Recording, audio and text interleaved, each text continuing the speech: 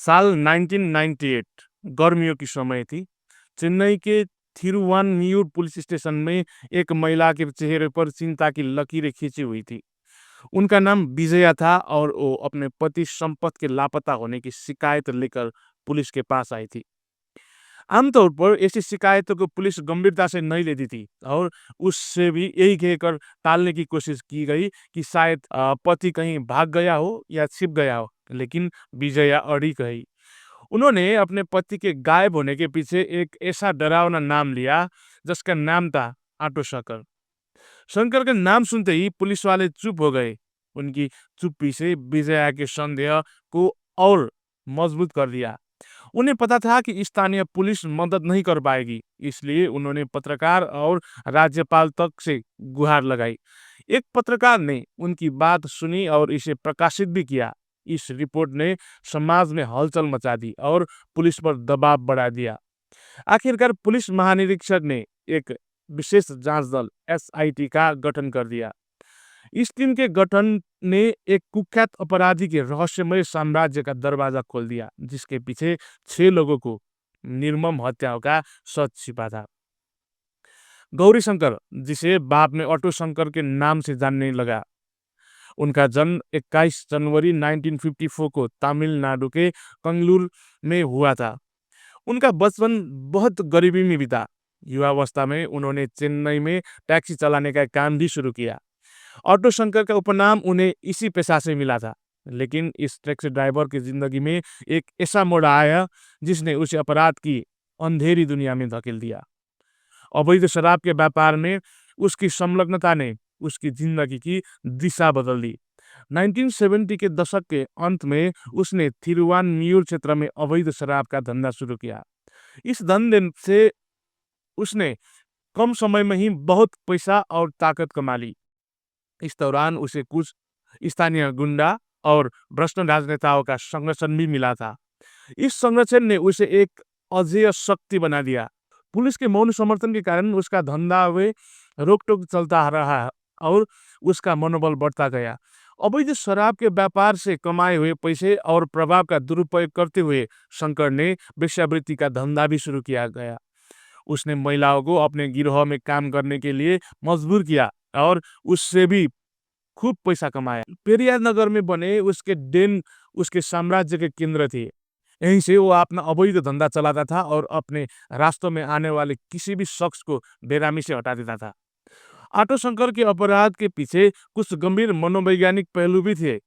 एक साधारण taxi driver से अचानक इतनी ताकत और पैसा मिलने से उसमें अपने प्रभुत्व को हमेशा बनाए रखने की चाहत बढ़ गई।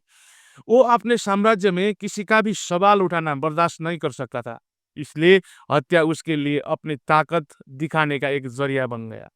उसने अपराध के पीछे मुख्य कारण थे व्यवसायिक प्रतिद्वंदिता, अवैध शराब और यौन धंधे में अपने प्रतिस्पर्धियों को हमेशा के लिए रास्ते से हटाना उसका मकसद बन गया था। दूसरा था ताकत और नियंत्रण का चाहत, अपने साम्राज्य पर पूरी तरह से नियंत्रण रखना और ये सुनिश्चित करना कि कोई उसे चुनौती न दे। इसलिए भी उसने बहुत सारा खून किया। तीसरा था धोखे का बदला।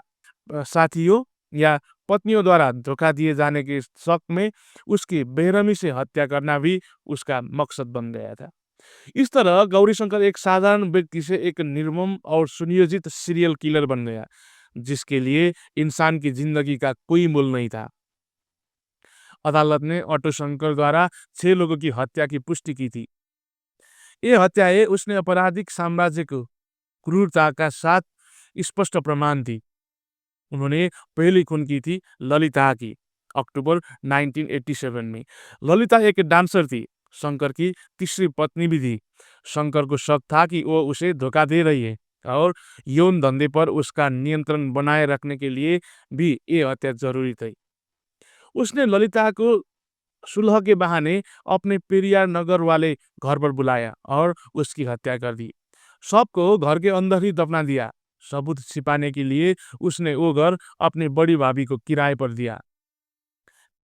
दूसरा खून किया सुदालाई और रवि, दिसंबर 1987 में। सुदालाई शंकर का एक पुराना दोस्त और दलाल भी था। उसे ललिता की हत्या के बारे में पता था और ये जानकारी बाहर न जाए इसलिए शंकर ने उसे शराब पिलाकर गला घोटकर मार डाला। इसके बाद उसने शव को जलाकर राख कर दिया और समुद्र में फेंक दिया। जब सुदालाई के दोस्त रवि ने शंकर को ललिता और सुधा के बारे में चुनौती दी तो शंकर ने उसे भी हत्या कर दी और शव को पेरियार नगर के बाहर दफन कर दिया। और खून किया उसने संपत, मोहन और गोविंद राज की 19 मई 1887।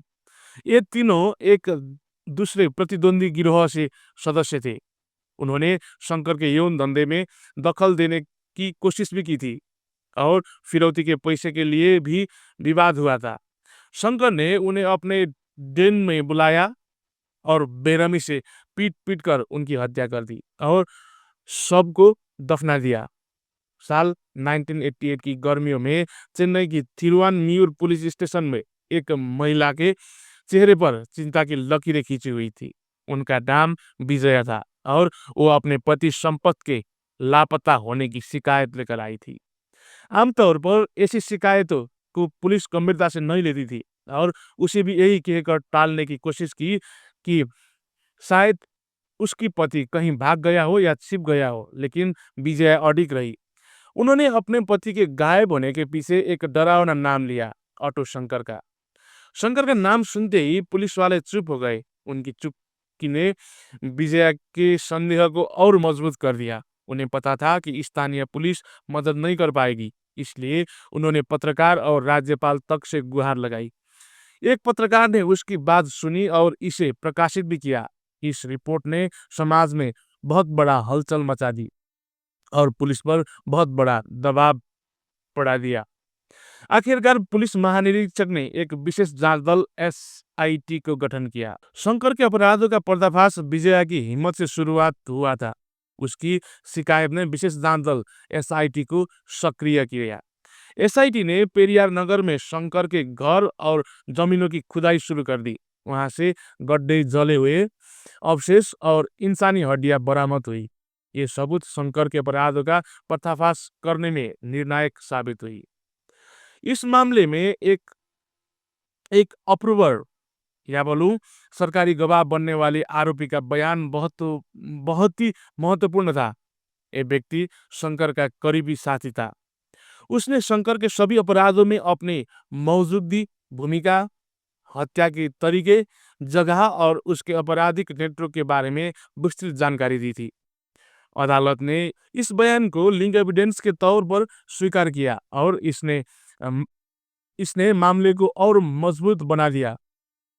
शंकर को गिरफ्तार करने के बाद उसने अपना अपराध कबूल कर दिया, लेकिन 20 अगस्त 1990 को वो मद्रास सेंट्रल जेल से 5 अन्य साथियों के साथ भागने में कामयाब भी हो गया। इस घटना ने जेल प्रशासन की लापरवाही को उजागर किया। शंकर को फिर से पुणे से गिरफ्तार किया गया और कानूनी प्रक्रिया दोबारा शुरू हुई। 31 मई 1991 को चेंगलपट्टू सेंसस कोर्ट ने शंकर, एल्डिन और शिवाजी को मौत की सजा सुनाई। मद्रास हाई कोर्ट ने भी इस फैसले को बरकरार रखा। 27 अप्रैल 1995 को तमिलनाडु की सेमल सेंट्रल जेल में शंकर को फांसी दे दी गई। इस मामले का एक सबसे महत्वपूर्ण पहल आर राजगोपाल बनाम तमिलनाडु राज्य 1994 नामक संवैधानिक मामला बना था। यही मामला तब शुरू हुआ जब तमिल पत्रिका नकीरन ने जेल में बंद शंकर की आत्मकथा प्रकाशित करने की कोशिश की। सरकार ने इसे रोकने की कोशिश भी की, जिसने बाद में मामला सुप्रीम कोर्ट तक पहुंच गया। अदालत ने इस मामले में ऐतिहासिक फैसला सुनाते हुए कहा कि प्रेस को सार्वजनिक रिकॉर्ड पर आधारित सच्ची सामग्री प्रकाशित करने का अधिकार है और ये अभिव्यक्ति की स्वतंत्रता का हिस्सा है। इसी वजह से ऑटो शंकर का केस भारत में निजता के अधिकार बनाम प्रेस की स्वतंत्रता के बीच संतुलन स्थापित करने वाला एक महत्वपूर्ण कानूनी नजीर बन गया। ऑटो शंकर के मामले में भारतीय न्याय प्रणाली की क्षमता और कुछ कमजोरियां को उजागर किया। वो दिखाता है कि जब तक जनता, प्रेस और प्रशासन मिलकर काम नहीं करते, तब तक अपराध का पर्दाफाश करना कितना मुश्किल होता है। ये मामला न केवल न्याय की जीत को दर्शाता है, बल्कि समाज को हमेशा सतर्क रहने के लिए भी प्रेरित करता है।